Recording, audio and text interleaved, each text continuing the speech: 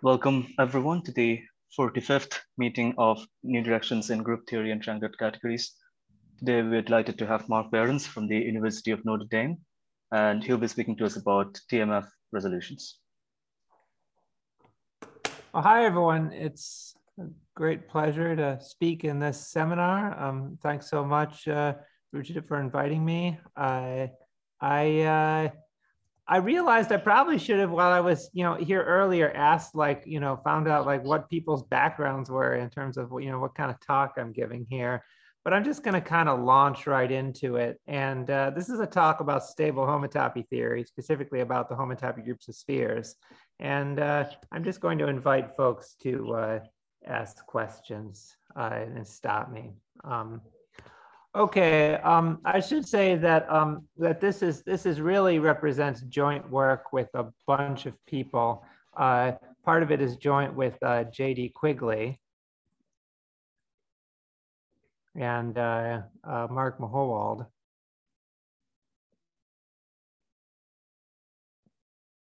And part of it is joint with Dominic Culver and Prasit Bhattacharya.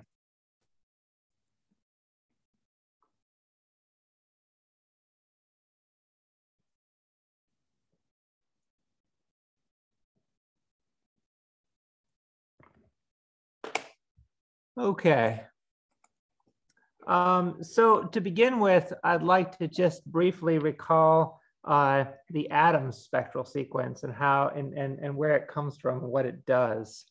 So what's the Adams spectral sequence? And by this, I mean the generalized Adams spectral sequence.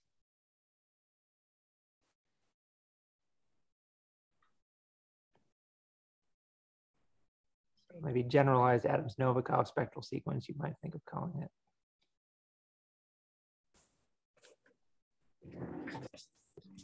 So let's fix a ring spectrum R.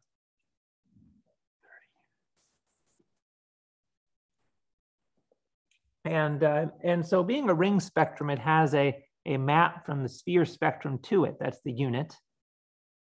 And normally what one might talk about, if you've seen this sort of thing before, you might be used to thinking of the fiber of this map. But this is a seminar on triangulated categories, so we know that whatever the fiber is, I can bring it over here and make it the cofiber instead. And so I'm going to call the cofiber R bar. Okay, and so then the fiber of this map is sigma inverse R bar. And then I can take this and I can smash it with any spectrum X and get another cofiber sequence. X is some spectrum. And what I can do is I can form this little tower. So I can take X and I can map it to R smash X. Now this map is significant because on homotopy groups, you get a map from the homotopy groups of X to the homotopy groups of R smash X. And this is otherwise a definition of the R homology of X, because the spectrum is a generalized homology theory. And this map is the Hurewicz homomorphism.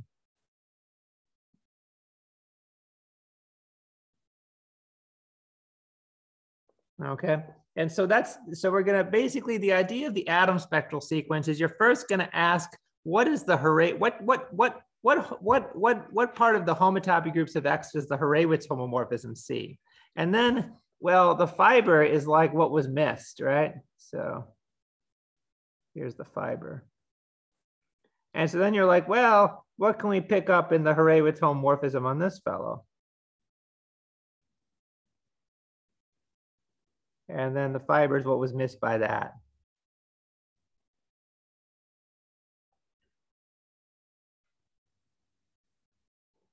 And then we just keep going. And see, what does the Hurewicz homomorphism see of that bit?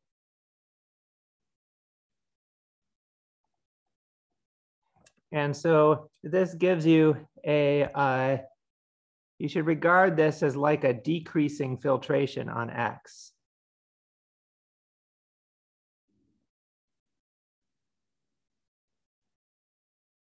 And then associated to this, you have a spectral sequence.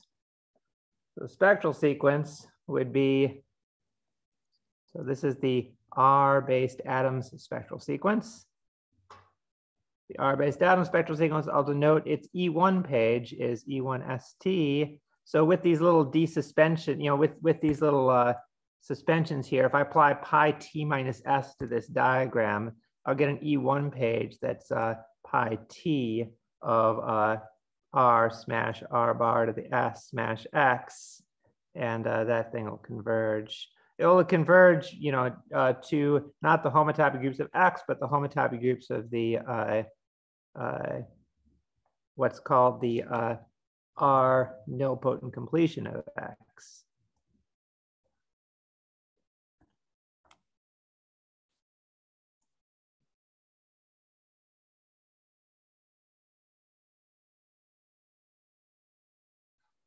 Which is basically the part of X that is visible to R homology.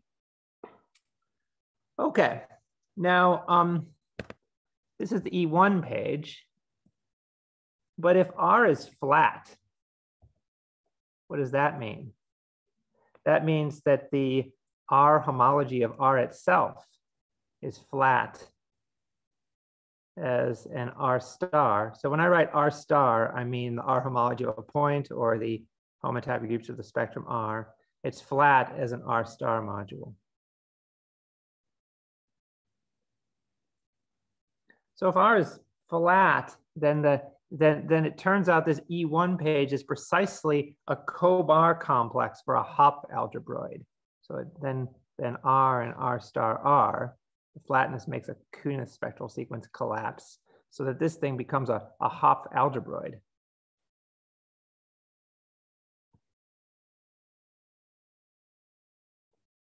You don't know what a hop algebroid is, just think hop algebra. Basically, it's something that has a multiplication and a co-multiplication. Okay, and then the R homology of X is a R star R co-module. That's supposed to be X. Oh no, R star R, right? R star R co-module. And then the E2 page of this spectral sequence takes the form of X. So I'm introducing notation as I do this. So this is my notation for the E2 page of the R-based atoms spectral sequence for X.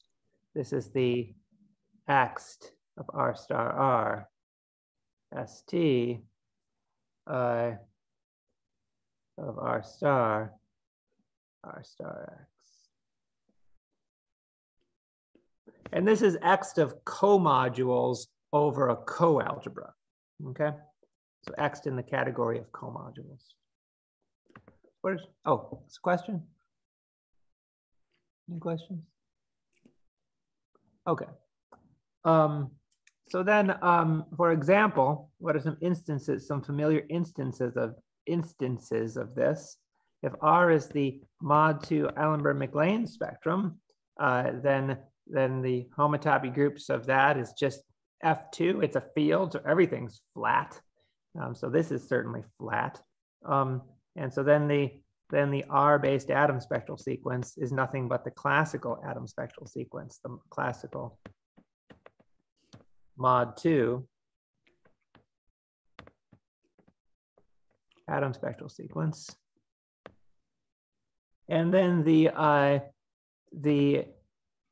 HF2 nilpotent completion is the same thing as just the 2 completion of X, if X is connective.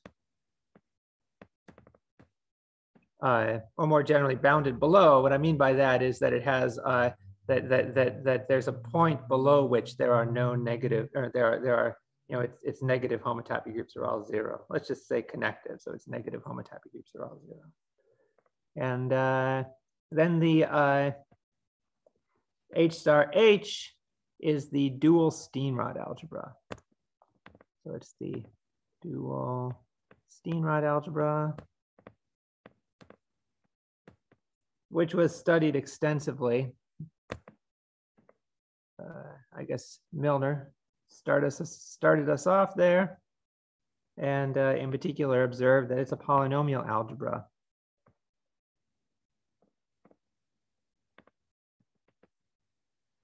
Where it's a graded polynomial algebra. So these zeta i's live in degree 2 to the I minus 1.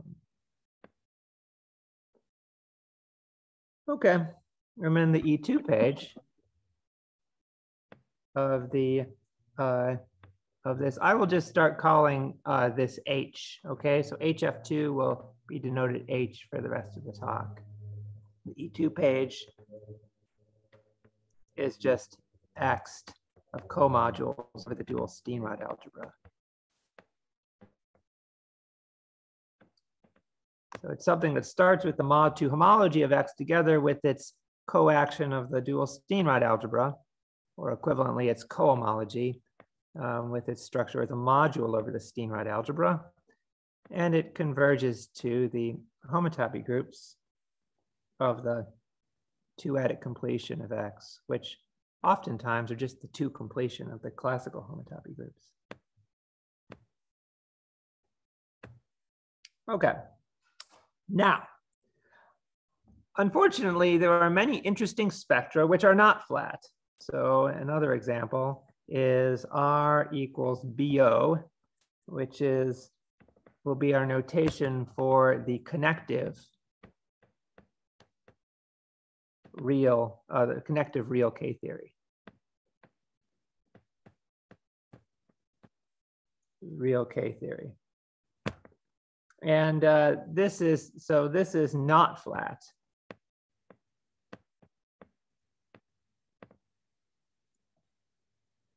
And however, it's still interesting. And Mohowald and friends, many collaborators and other folks as well, have used the BO-based atom spectral sequence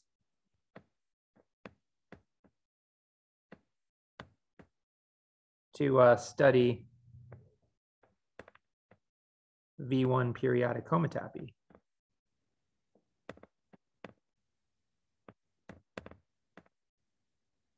/ the image of J. Mark, there's a question in the chat. Can you have a look? Oh, I sure don't notice that. Y'all can even just shout out. Is there an easy way to see that BO is not flat?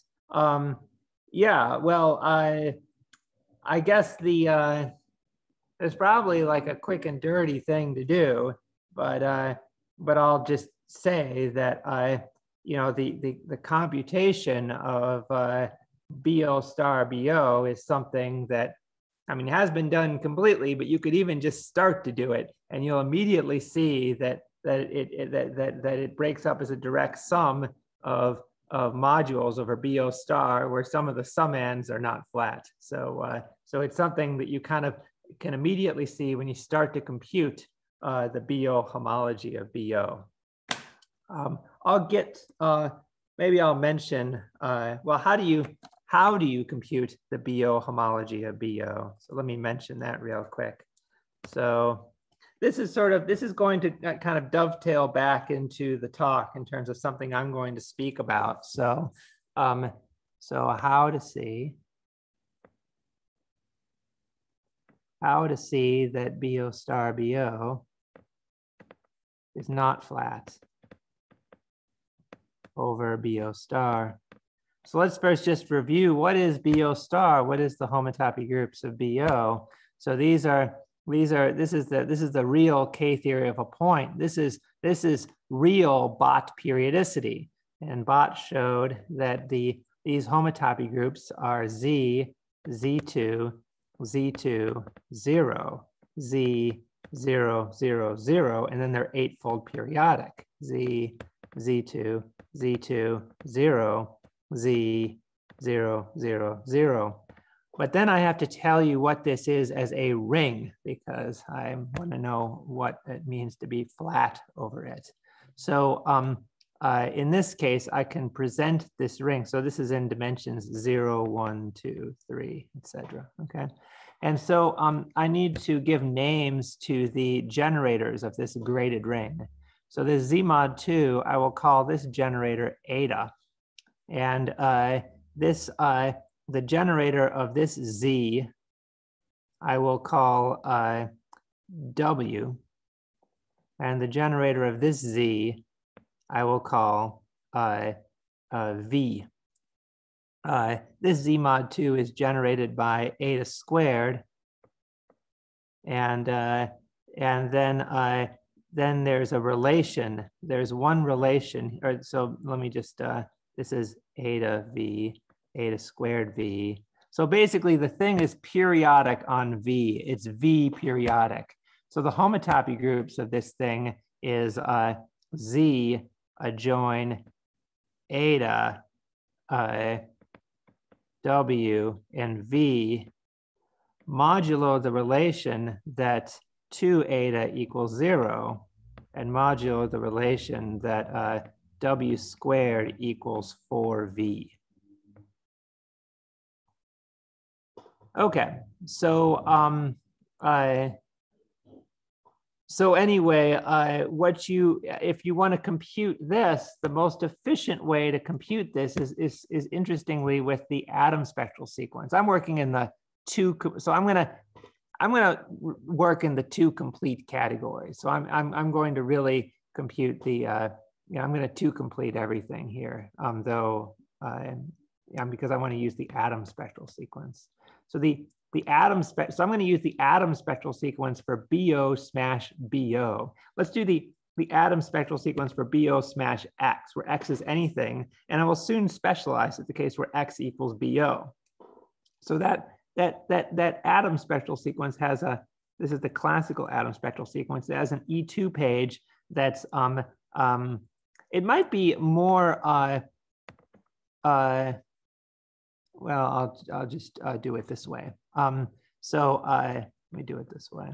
So this is X over the dual Steenrod algebra, F2, and then here we have the homology of BO smash X. However, the homology of BO as a co-module over the Steenrod algebra is dual to a certain module over the Steenrod algebra. That module over the Steenrod algebra is A tensor over, there's a subalgebra A1, F2. So here, so it's the dual of this. So I'll put the lower star means dual, where here A1 is the subalgebra of the Steenrod algebra generated by square 1 and square 2. It's a finite dimensional Hopf algebra. It's a very simple Hopf algebra. So then what this means is that the homology of BO smash X by the Kuhne theorem will be this tensored with the homology of BO. And so then what I can do is I can use a change of rings theorem. And so this factor over here with the change of rings theorem is going to make this, it's like Shapiro's lemma, but for Hopf algebras. It's going to make this X over A1 dual of F2, the homology of BO. And so now it's X of a finite dimensional Hopf algebra, a very simple Hopf algebra. X over A1 can be computed by anyone. It's something where if I give you a module, you can just do some simple things and compute X over A1 over it, okay? Like it's literally, I don't want to say algorithmic, but it almost is so. Like you can do it by hand, okay? There's kind of a little art to it, but it's not, once you learn the art, it's more of a craft. So so this is something that you can compute, and this is a spectral sequence that will converge to BO star BO Oh, I forgot the little, this homology of X. This will converge to BO smash X. So this will be a spectral sequence that will compute the BO homology of X. So when you put in X equals BO into this spectral sequence, the spectral sequence collapses for X equal to BO. And the key fact is that, that the BO homology of X has A1 free summands. So A1 co-free summands. Which then implies that the X has F2 summands.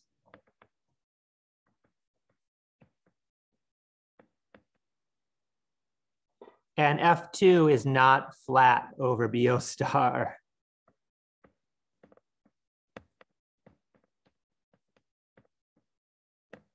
So that's basically the argument. But the reason why I went through this argument is because all of this technique that I just described, this technique of computing BO homology of anything, including BO star BO, using the classical atom spectral sequence. It's so weird. It's like we want to understand the BO-based atom spectral sequence, but then the BO-based atom spectral sequence involves the BO homology of a bunch of stuff, and we're going to use the classical atom spectral sequence to compute the BO homology of stuff.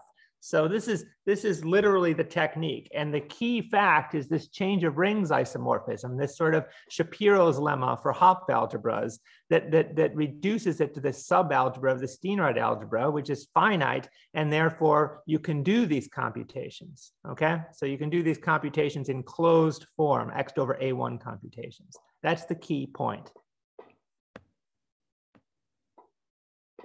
I see there's a lot more stuff in the chat. I'm not very good with chat. So I'm going to, y'all are just going to have to, y'all are probably talking amongst yourselves, which is cool. But if there's something you want me to address, just unmute yourself and say, yo. Okay. All right. Mark, it was just the old guys getting the homotopy groups of BO correct. I'm sure it was. I'm sure it's an argument about notation. No, it's just if you want to write down a quotient of a polynomial ring, there are other relations too. That's all.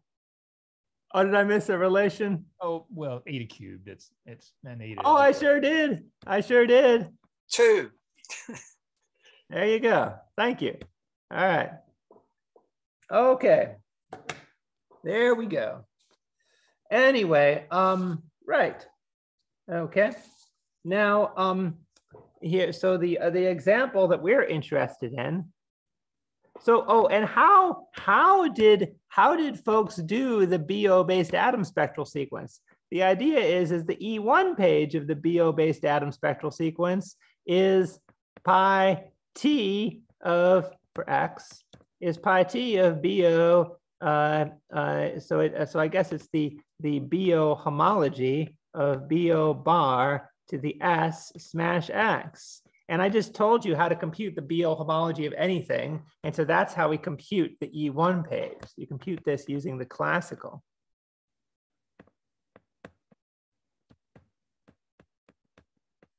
Atom spectral sequence. So these are X over A1 computations.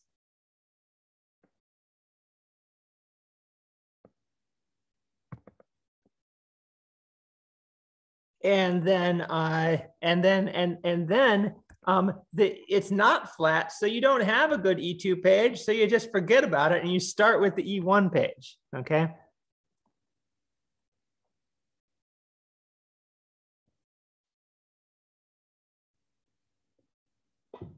This puts you at a huge disadvantage because the E1 page is something akin to the cobar complex for computing X.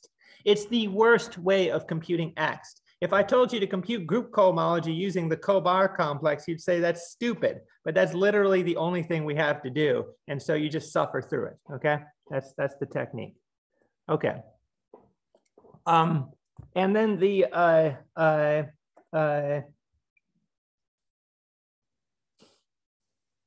right. So, so then this talk is about the case where R equals TMF. And the idea is that we're going to study V2 periodic homotopy. What is V1 periodic homotopy? It's like the image of the J homomorphism. It's the bot periodic part of homotopy groups. You also will see pictures in a second. V2 periodic homotopy is the next level of periodicity in the stable homotopy groups of spheres. And I want to mention that that if X is connective, then it's already BO complete. And it's already TMF complete.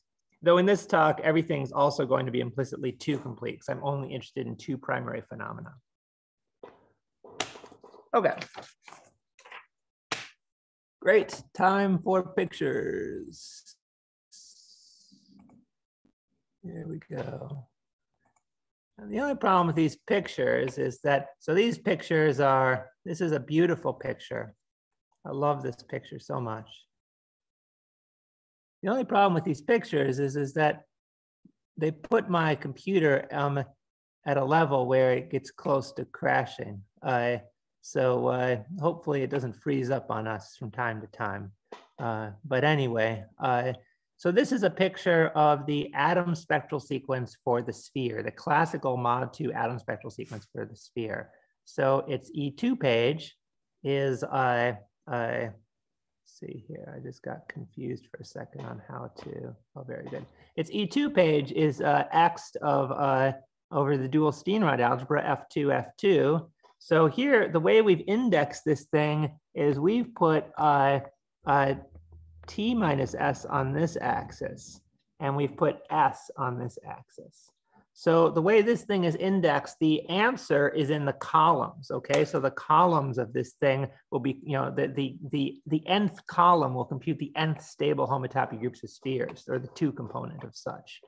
This picture is the picture of Isaacson, Wang, and Zhu, who have this computation started with Mahowald Tangora, continued with Koshman Mahowald, and Isaacson, Wang, and Zhu have in recent years brought, you know, have increased the range by like 50% in an extraordinary body of work.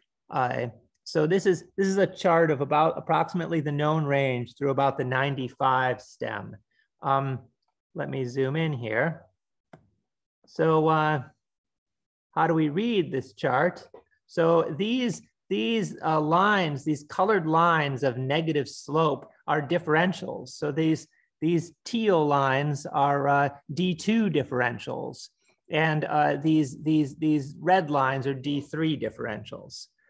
So that all the differentials they decrease T minus S by 1, and they increase S by R, a DR differential does. Each one of these dots represents a copy of Z mod 2, okay?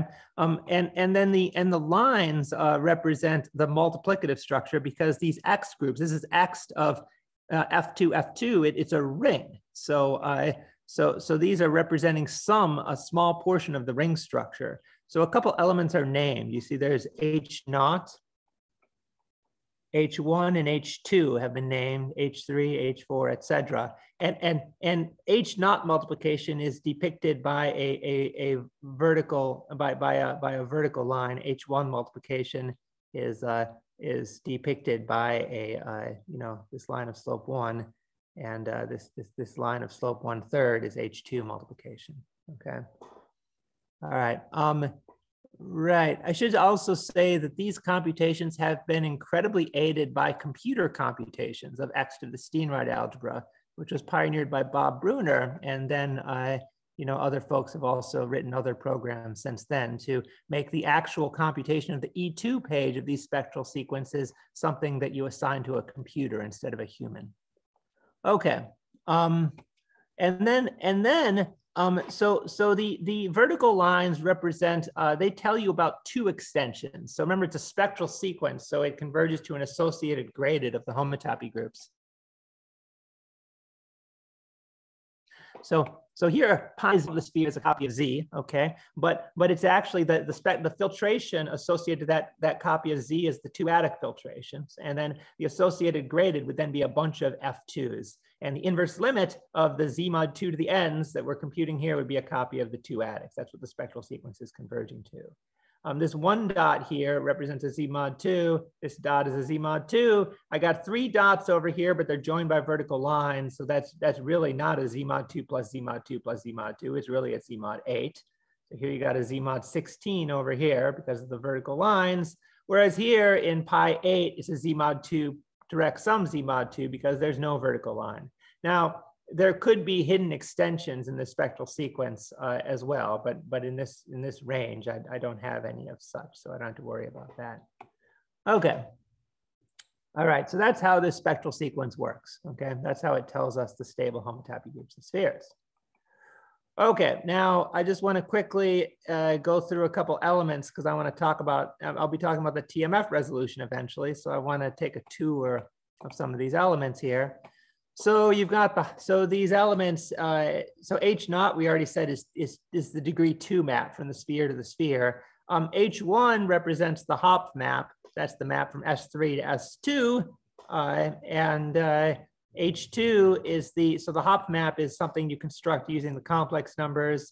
So then the quaternions give you the hop map from S7 to S4. Octonions give you the hop map from S15 to S8. That's H3. And these are sometimes also called eta, nu, and sigma.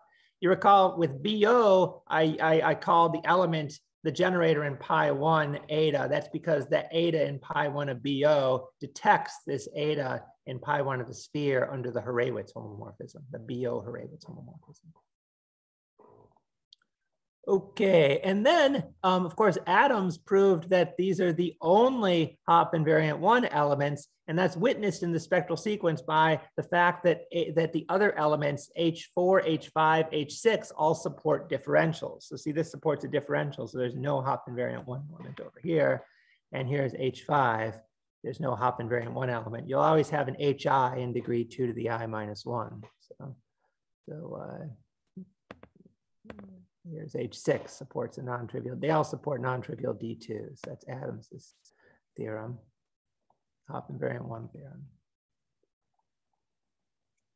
Okay, onward. As long as I don't make my computer too annoyed. Okay, so then you have the Curvaire invariant 1 elements. These are the HI squareds, okay?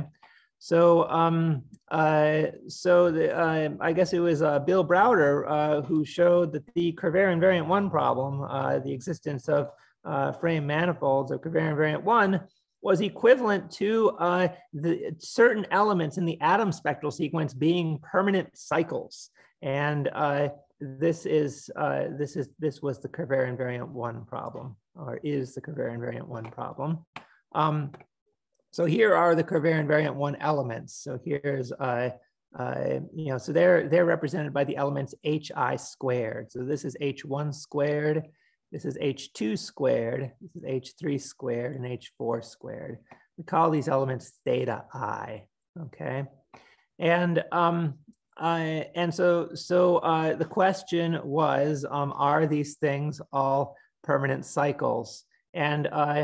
And Barrett, Jones, and Mahowald were able to show, even before we computed the spectral sequence out through this range, they were able to show that H5 squared is a permanent cycle. And it was believed then that there was many reasons to believe that all of these Curvaire invariant 1 elements were permanent cycles until Hill, Hopkins, Ravenel famously showed us that was not true. And starting in dimension 254, none of these things are permanent cycles. And the dimension 126, as you'll notice, is beyond the range of the current computation of this spectral sequence. That's the only case that's unresolved. We don't know whether that element is a permanent cycle or not. Okay. Now, the J homomorphism, as I alluded to earlier, is a map from the homotopy groups of SO to the stable homotopy groups of spheres. image of this homomorphism was studied by Adams and Mahowald. So the homotopy groups of SO as computed by real bot periodicity, Z20Z, 000Z, Z2Z20Z, 000Z, the eightfold periodic pattern, then imposes a kind of eightfold periodic pattern in the stable homotopy groups of spheres. And I've highlighted in yellow the image of the J homomorphism, okay? So it's this very regular pattern near the, it sort of starts with the edge of the atom spectral sequence, moving along this line of slope 1/2, and then and kind of like drips down from that. And you'll notice that the orders of the image of J vary in different degrees that are congruent to 3 mod 4. But these orders are very predictable. They're precisely proportional to the 2-adic valuation of the stem plus 1. So they're actually a very regular pattern. Okay, and this was what Mahowald used the BO atom spectral sequence to study. He showed that this was exactly the image of the J homomorphism, and then Adams had other ways of looking at this too. But, okay. So now, but when you look at this picture, you see the image of the J homomorphism, but then you see this little orange highlighted stuff over here.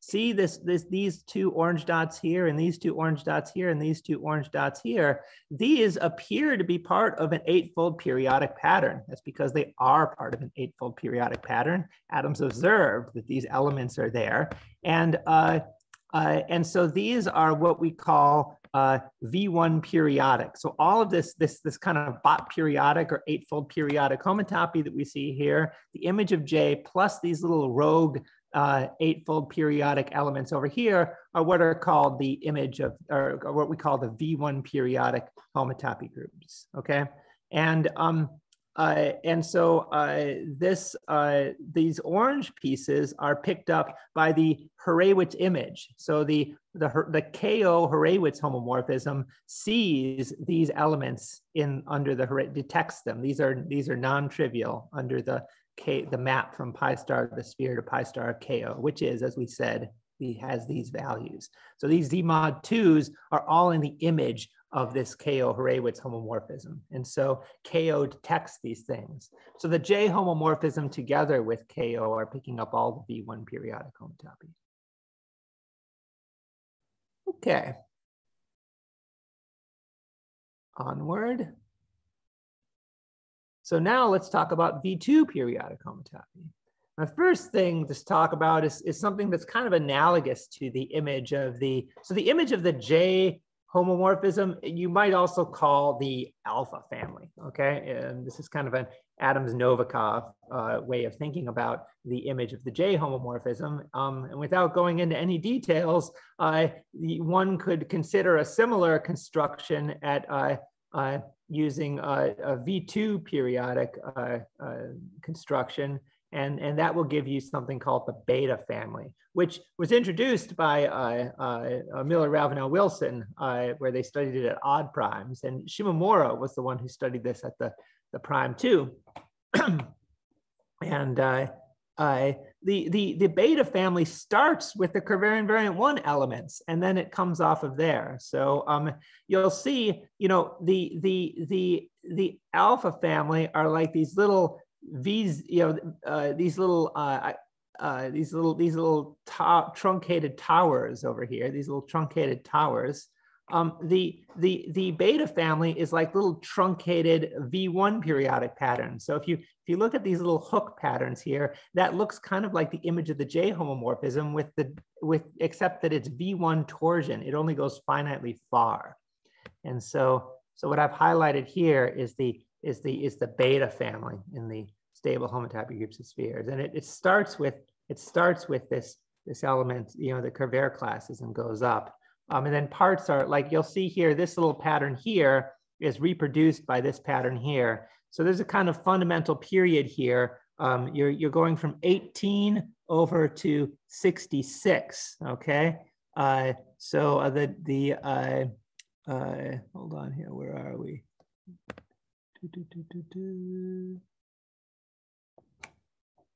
Hold on here. No, I'm sorry. I've got this a little wrong. So really this pattern here is then becomes this pattern here and then goes up to this pattern here. You'll see these all lie on a line of the same slope. So this V1 periodicity went on a slope 1/2.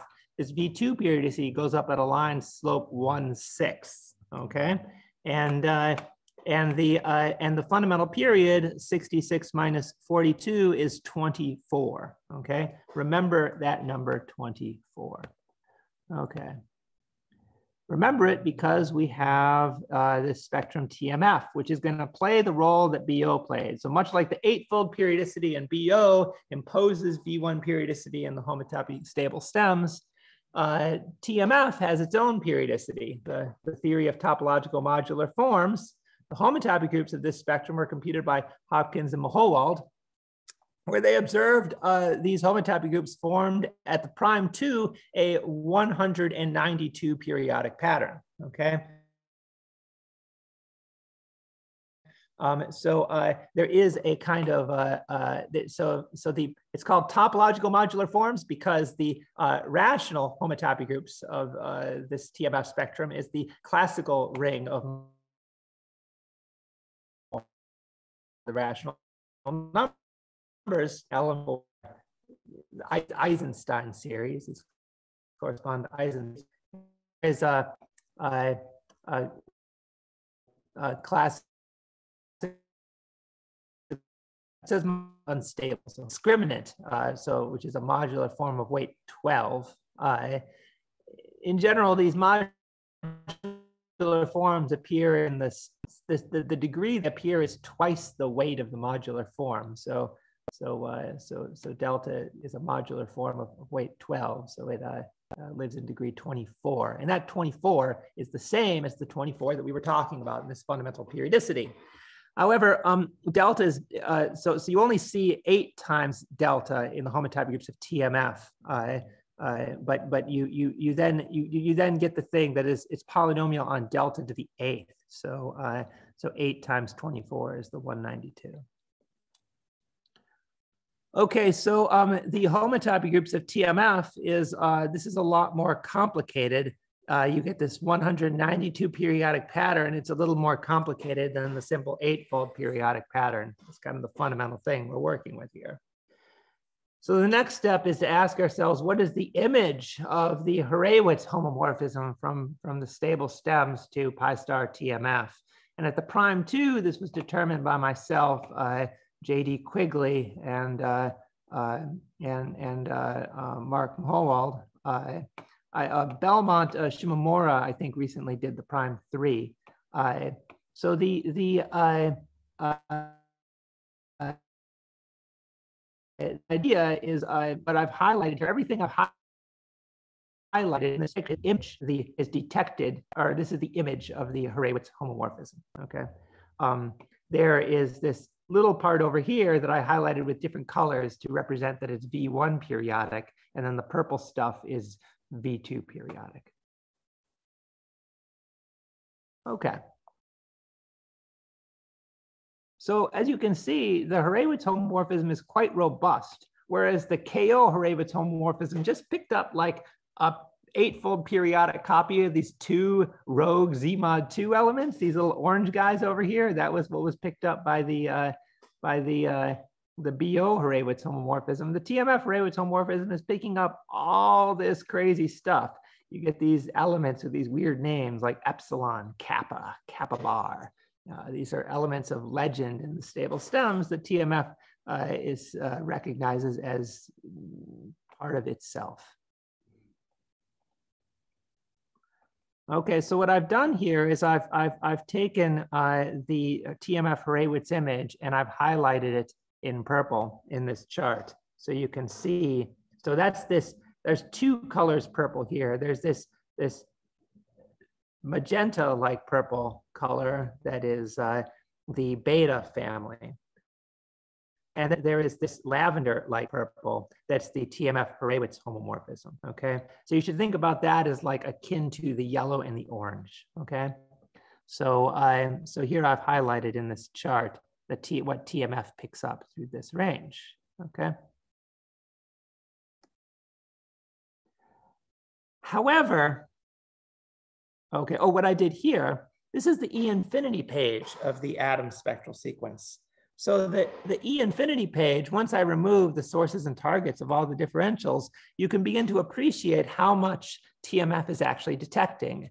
So in the E infinity page, you have the V1 periodic stuff that moves along this line of slope 1/2, V2 periodic along this line of slope 1/6. All these lavender elements are 192 periodic families in the stable homotopy groups of spheres, okay? And so we're picking up all these elements. So Hurewicz image is doing a lot, okay? The TMF atom spectral sequence is supposed to do even more, okay? So the punchline here is that there's going to be a lot of V2 periodic homotopy that's going to be affected by the accounted for by the magenta and the lavender, okay? And so that's the reason for studying. Okay, now these symbols aren't going to make sense. And I should ask, is this a 1 hour talk? Like 50 minutes or an hour? I'd say it's up to you. Okay, I'm going to say it's a 1 hour talk then. Okay. But then so anyway, we're just kind of getting into the meat of the talk here. So we'll say a few things. But the basic punchline here is so now we're going to start to move into so the basic idea here is that the TMF based atom spectral sequence is going to see a lot more homotopy. So this is kind of a preliminary picture. So these, some of these claims might change as they get proven or disproven, but this is sort of what I think the picture is at this point. So what I've done is I've highlighted all different parts of the homotopy of this thing that's picked up by the TMF-based atom spectral sequence. So the 0 line of the TMF-based atom spectral sequence, that's the TMF Hurewicz image, okay? So that's this lavender stuff, okay? So that lavender stuff is the TMF-based Hurewicz image. Wait, hold on here. I think my colors just changed. Oh, they sure did, sorry. What was lavender is now yellow. Sorry about that, y'all. So everything that's highlighted yellow, 0 line. This is the 0 line. This is the S equals 0 line of the TMF-based atom. Okay, these are the 1 line of the TMF-based atom spectral sequence. This is the 2 line. And then this is the 3 line. Okay. And so what I want to illustrate here is that,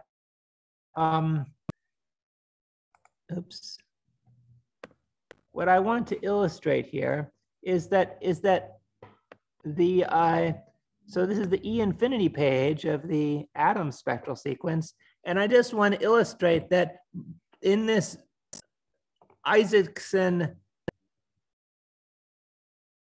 Wang-Zhu range, the vast majority of the dots are picked up, are V2 periodic and picked up by the TMF-based atom spectral sequence in these low lines. So it just gives you an illustration as to what, how powerful of a computational tool this TMF resolution promises to be once it is tamed. Okay, and that's the remainder of the talk, is to talk about how to tame this sucker. So as I mentioned, the fundamental idea in the fundamental thing that underlies the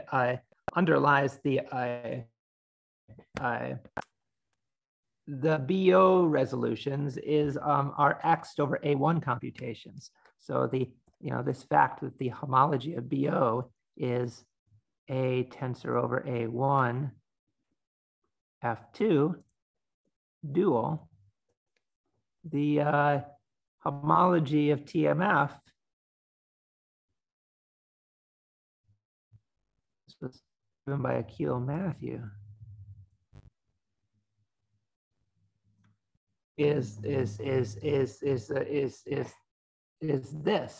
where A2 is the subalgebra that's generated by square 1, square 2, and square 4. Now I said that X over A1 computations are something that once you learn how to do them, you can do them for anything. X over A2 computations are something that are finitely computable, something where you can compute them in closed form, but they're not something that are so automatic. It turns out to be a significant factor of difficulty harder. So this is a picture of X over X of the dual Steenrod algebra, sort of zoomed out, just to kind of give you a picture. Okay, I'm going to skip this stuff if you don't mind. And I'm going to show you, this is a picture of X over A2. So let's look up here. This is X of the Steenrod algebra, and this is X over A2. It almost looks the same, but then you look a little harder and you realize that there's all this stuff down here that's not there down here. So these things are roughly isomorphic above the 1/5 line, and then X over A2 is going to be itself B2 periodic, so it'll be periodic. It turns out to be 48 periodic on this generator over here that corresponds to delta squared. Okay, so so basically, you know, that's what you're dealing with here. I highlighted here an interesting feature of the X of the Steenrod algebra. Mohold and Tangora observed that it contains a polynomial algebra on 2 generators as a submodule. And here, X over A2 picks up this thing. It's called the wedge. Okay, so that's just a little comment, but you can ignore that. Okay. So what do we need to do? What do we need to do? Let's just get ourselves down over somewhere else. What do we need to do to handle the TMF resolution? We need to compute the atom spectral sequence. We want to do the E1 term of the TMF-based atom spectral sequence for the sphere is going to be, so for the sphere, is going to be pi t of TMF smash TMF bar. Maybe I'll write it this way. It's the TMF homology of TMF bar to the S smash, well, the sphere. So it'll just be that. Okay, and here, we need to, again, use something that's, so here's a little note, is that if you want to compute the TMF homology of anything, the classical atom spectral sequence can be used, just like we use the classical atom spectral sequence to compute the BO homology of things. And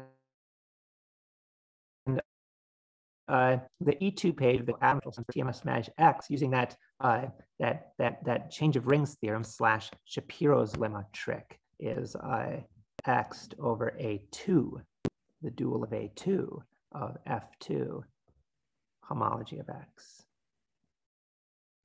So basically, if we can compute X over A2, that puts us, that starts us on our path of computing the TMF homology. Now, unlike the case of the, it certainly can be the case that this spectral sequence is something that's going to have a lot of differentials potentially. So unlike the case of BO, this is a spectral sequence that won't often collapse, but it's a spectral sequence where we can realistically compute all the differentials in it. Okay. All right, so basically you have to do these x over a2 computations. I already showed you what x over a2 looks like. It looks a bit of a mess. It looks like x to the Steenrod algebra, except a little simpler. It's really much simpler because it's finitely computable. Here we are. Let's take a look. But now, oh, right. I need to introduce some of this notation to tell you the rest of the talk. So, okay, we're basically out of time anyway, but let me just say what gets us going here, and then I'll be done.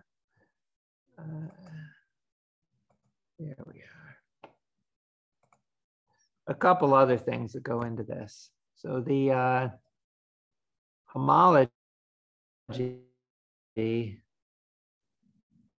of, so we're interested in the homology of TMF bar, right? And the homology of TMF bar, it turns out that this thing breaks up. It's as an A2 comodule. It's a direct sum of a bunch of copies of these things, which are called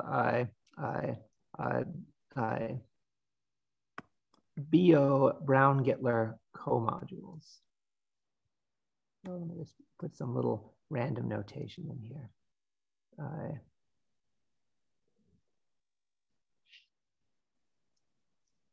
These are Brown-Gittler comodules.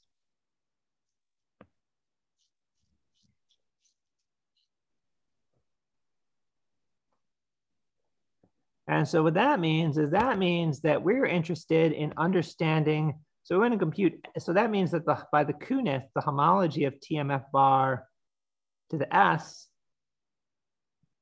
is going to be, as an A2 module, it's going to break up as a sum over I1 IS of sigma 8 I1 plus IS of BO I1 tensor BOIS.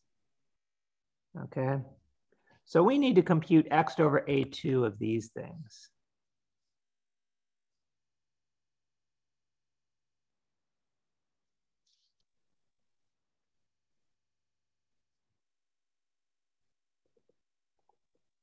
Okay, so let me show you what, and so then there's a observation.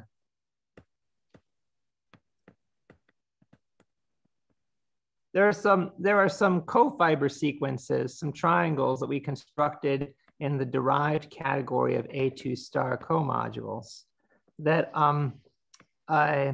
this is work of myself, Hill, Hopkins, Mahowald. That it turns out that in the derived category, BOI1 tensor BOIS is built from various copies from BO1 to the K's and simple stuff. I'm not going to get into that, okay? Simple meaning not like in understandable, okay? This step of BO1 to the K. And the punchline is my work with Prasit Bhattacharya and Culver. We were able to understand what these look like when you invert delta.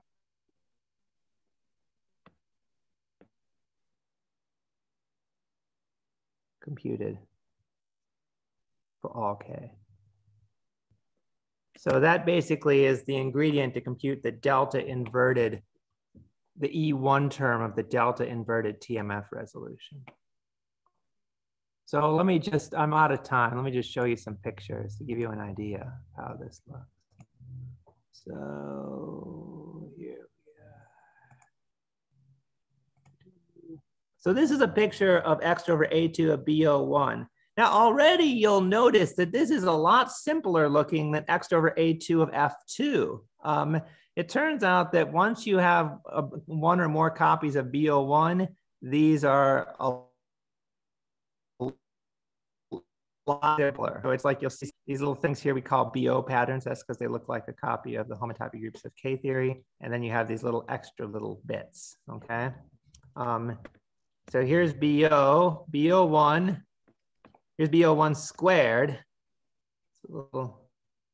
And here's BO1 cubed. Now look at this little stuff over here, okay? Here's BO1 to the fourth. It gets a lot more extra stuff. And then BO1 to the fifth, we had to go to a computer to get, and it looks like this, okay? And it starts to get more and more complicated. And you're like, oh no, this is disastrous. But then here's the thing you notice. You notice that BO1 cubed actually has, see the yellow stuff here? That yellow stuff is really a shifted copy of BO1 inside of there. See that? See that yellow stuff? It's just two copies. And then what's left over is this other little pattern. And it turns out that this pattern here is a copy of the Adams E2 term for a variant of TMF called TMF03, okay? So what we showed is BO1 cubed in the derived category. When you invert delta, then you get two copies of BO1 and one copy of this spectrum X, which is really an algebraic version of TMF03. And then we observed that that if you take X and you smash it with BO1, you get two copies of X. So from that point, you can compute BO1 to the K for any K. Like if you want to know BO1 to the fourth, you already know BO1 cubed is two copies of BO1 and X, and then you're tensoring that with BO1, so then you get two copies of BO1 squared and two copies of X. And similarly, if you want to do BO1 to the fifth, oops, BO1 to the fifth, you know, that'll be, you know, you first observe that you take this answer and you smash it with BO1, so you get a BO1 cubed, an X smash BO1, and an X smash BO1. But then BO1 cubed is two copies of BO1 and a copy of X. So then you get these two terms here, and then this will give you two copies of X, and this will give you two more copies of X. And you inductively can go and get everything. And that's the end of my talk. Thank you, Mark. Can we all unmute ourselves and can we all summarize ourselves and thank the speaker? Okay, if you have any questions, just unmute yourself and ask, please.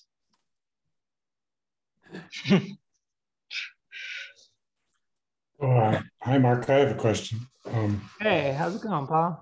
Yeah. Well, first of all, thanks for a great talk. These are amazing calculations, and I just love it. Right. So I feel like I should be doing the wave or something.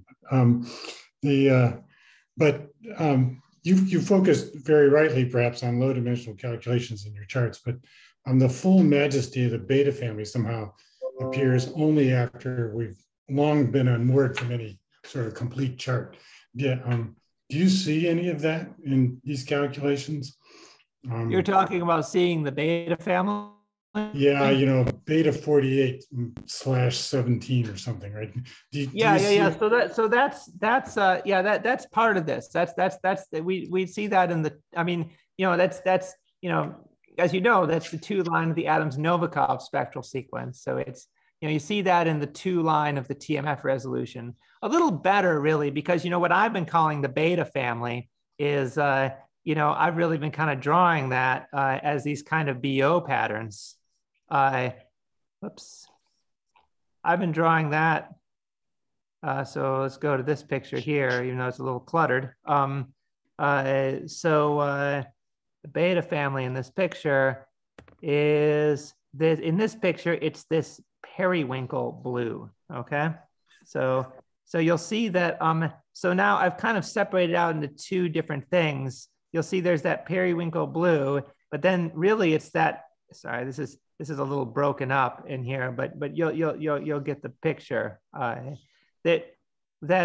That this is the periwinkle blue stuff it's really like this dot and then this little hook, right? And then this little segment and then this little hook, right? That's the true beta family, right? And then really, really honestly, you should include this too. It should look like a copy of the image of J, like it should be a V1 periodic pattern in the sphere. And so, like this, part of this, when you look at these little hook things in the Adams-Novikov spectral sequence, they go up in Adams-Novikov filtration, okay? So like this element is really in Adams-Novikov filtration 3, and this element is in Adams-Novikov filtration. I think this is Adams-Novikov filtration 4. Anyway, so these would be in higher. These would be things that deserve to be called beta family, but they're in higher Adams-Novikov filtration because of the nature of Adams-Novikov filtration not playing well with the image of J. And so these are all seen sort of in one line of the TMF resolution, or really technically 2 lines, because these are in TMF filtration 2 and these are in TMF filtration 3, kind of for the same reason that the BO-based Adams spectral sequence sees the V1 periodic pattern on the first 2 lines. So I hope that wasn't an overly complicated answer to your question, Paul. But basically what I'm trying to say is that yes, we do see the beta family. If the question, but these are all issues of detection, okay? So what we can't do is we can't produce the beta family. Remember that the Curvaire invariant elements are part of the beta family. So we know they'd be detected, in certain places, but or we think we know they'd be detected, but that would just show they're non-zero if they exist. Whereas, that the real significant thing is to show they exist. And just like we don't know of the existence of the Curvaire class in dimension 126, and proving the non-existence of the higher dimensional Curvaire classes was this major work of Hill, Hopkins, Ravenel. We can't use the TMF resolution to produce the elements of the beta family. We can only use it to detect elements of the beta family at this point. Good, thanks.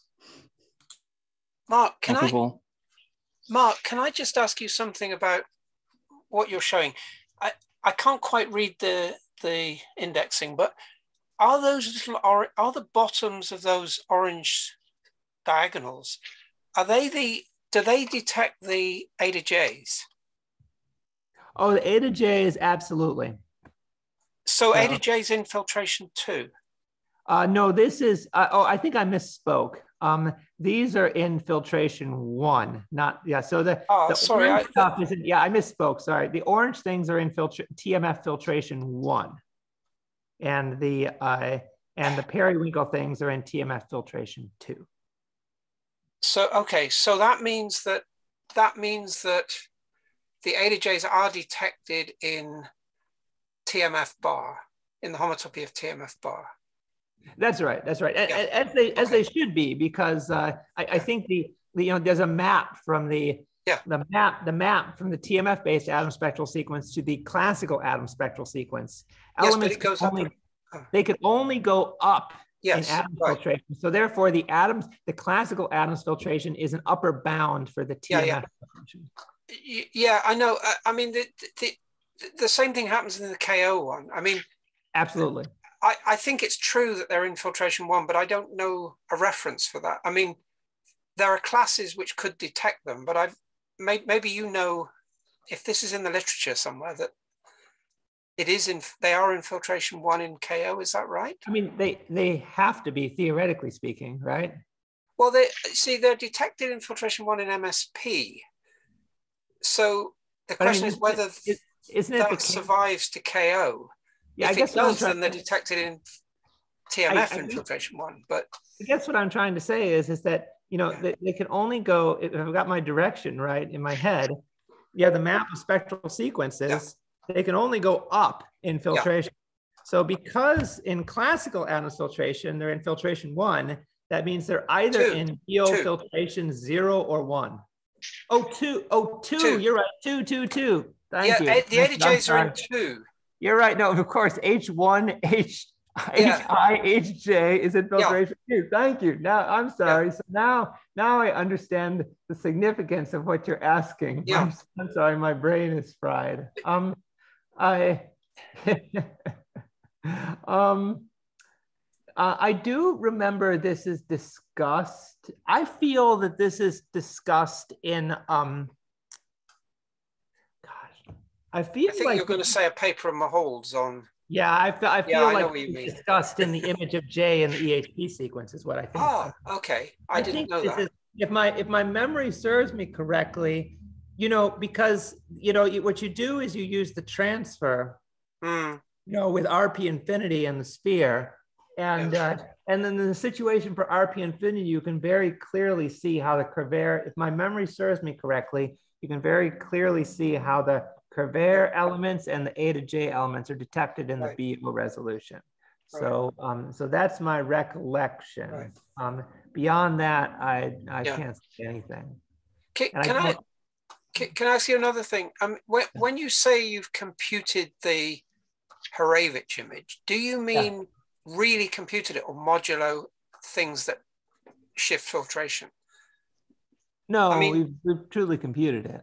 So so there's no stuff that goes up a filtration. Well, but by Hurewicz, what I mean by Hurewicz image, I'm not talking about. So in the Adams spectral sequence, there are things that jump filtration. The classical Adams spectral sequence, there are things. So no, what if my memory serves me correctly, there are elements that jump filtration. I think. Right. So you really mean. No, I mean compute. Yeah. So like, basically what we do is we determine the elements in the homotypic groups of TMF that are in the image of the Hurewicz homomorphism. And we and in the process, we have to construct 192 periodic families to map to those elements. There have to be elements in the sphere to map to them. Okay. All right. Thank you, Andy. And thank you, Mark, for the answer. Any more questions?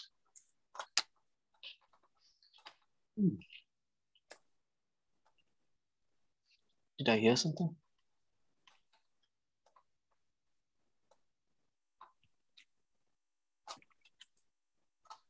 Let me look at the chat.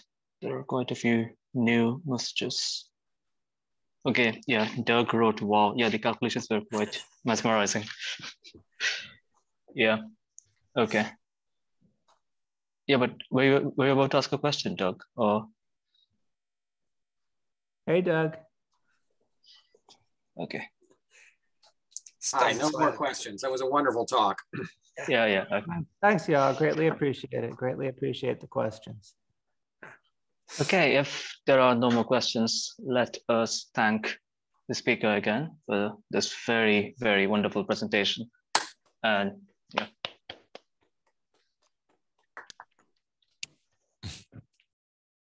Okay, thank you all for coming. Next week, we have a seminar by Jonathan Kuawa, or is it Kujawa? I think it's Kuawa, but I'll stick with that for now.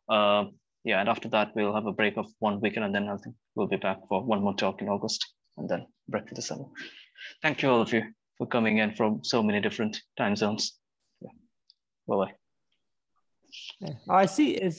I just wanted to see. I see Christian Nassau is here too. Hey, Christian.